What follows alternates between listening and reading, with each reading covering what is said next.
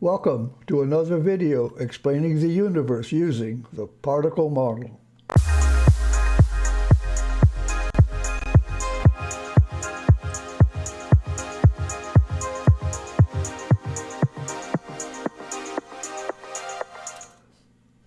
Today's video is the second in a series where I'm describing TPM equations, in this case DC circuits, and I have finally started working on AC circuits.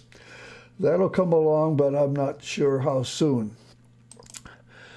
I've been covering a list of words, and this time I'm covering equations. I've covered equations for gravity, space and time, how AC electricity converts to an EM wave, and maybe I'll get to the antenna. I still have not gotten any input from anybody. I sure wish you could give me some help. If you're interested in the equations, one of the viewers actually asked about equations. There are already some videos out there that include equations, and I did a three different experiments. That's what I'm trying to say.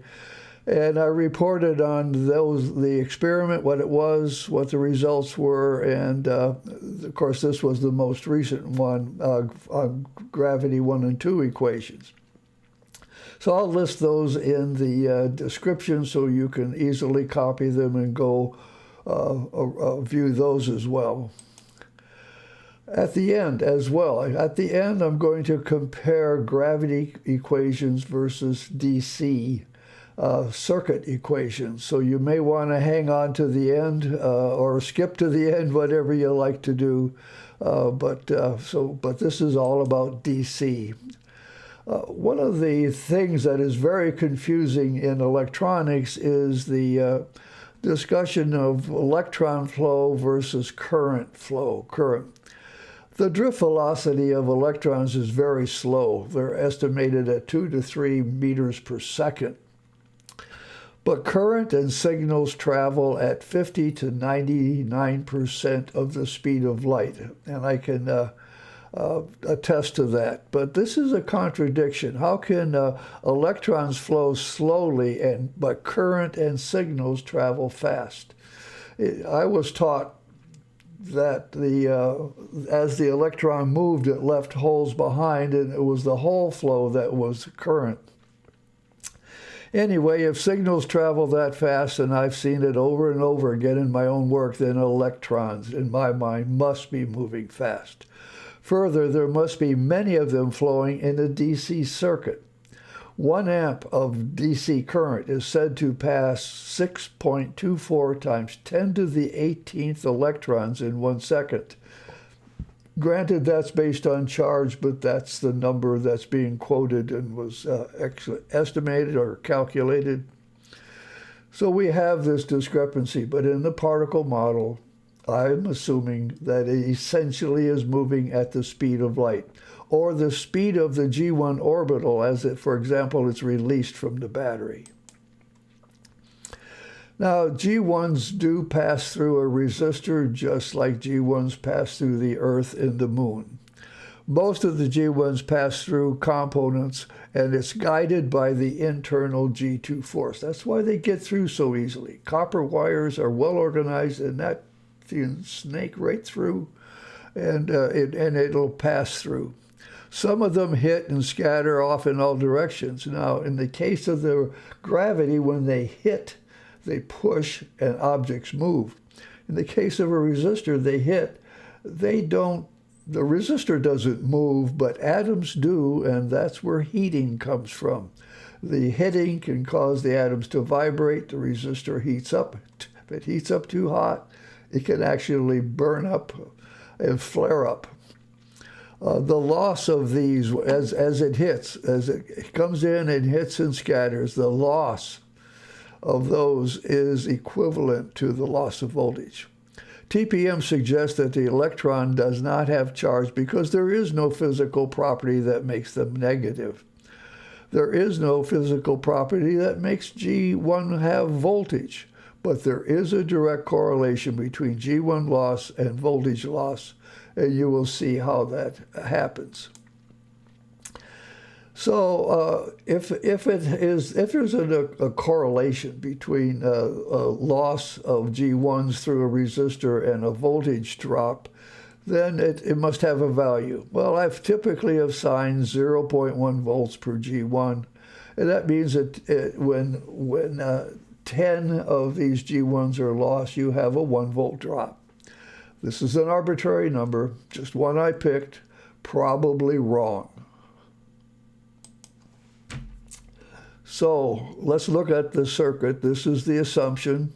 Here's a 9-volt battery. If you have a 9-volt battery, all you have to do is divide 0.1 into the 9 volts, so you get 90. It's going to emit 90. And the 8-volt is going to have to lose 80, and the 1-volt has to lose 10, and it'll gain a ballast doing that. G1s lost through the 2 resistors are the same as voltage loss. And this is a direct correlation.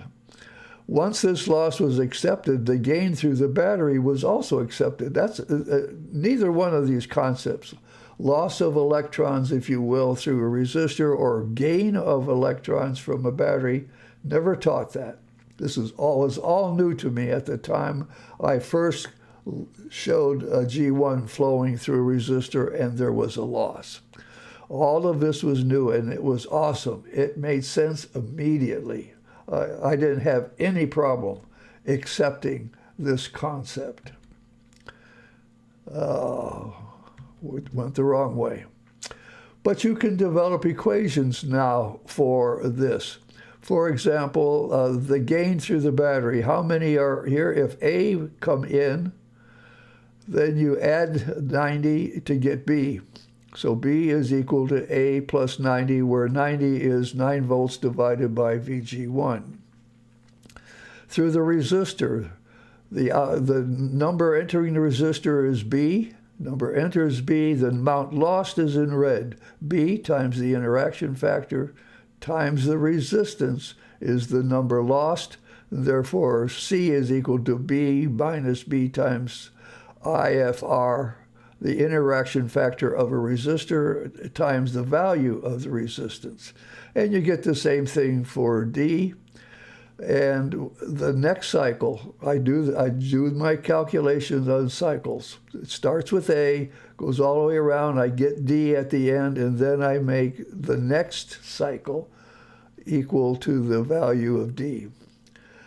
Besides assigning 0.1 volts per G1, I also assigned the interaction factor for the resistor as 5 times 10 to the minus 6. That's an arbitrary number. And by the way, what happens is you'll find out that A is going to be 2 million G1s. So I do all my calculations for DC circuits on a spreadsheet. In fact, I started my AC with a spreadsheet as well.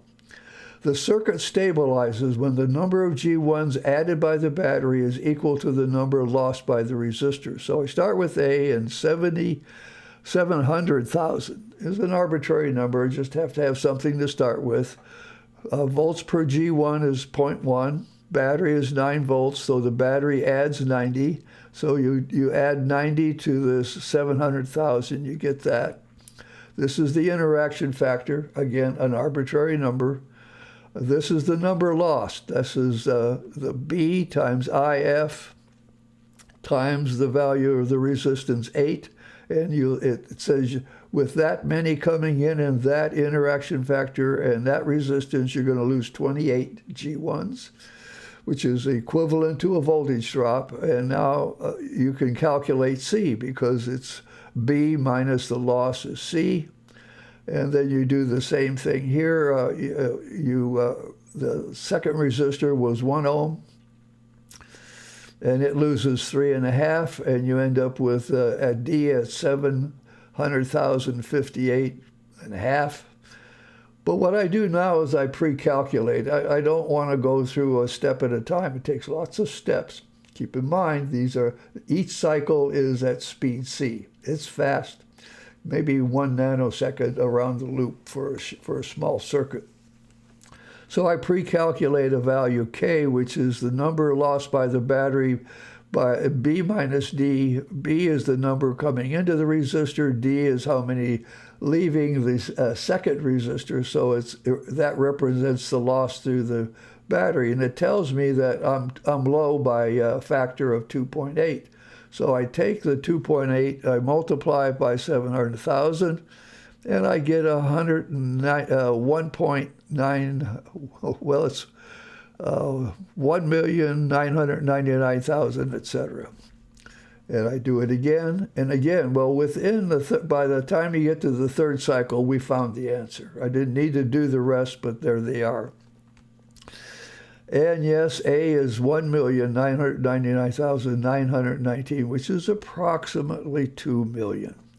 Now, if you want to know the volts dropped across the resistor, this is a very interesting point.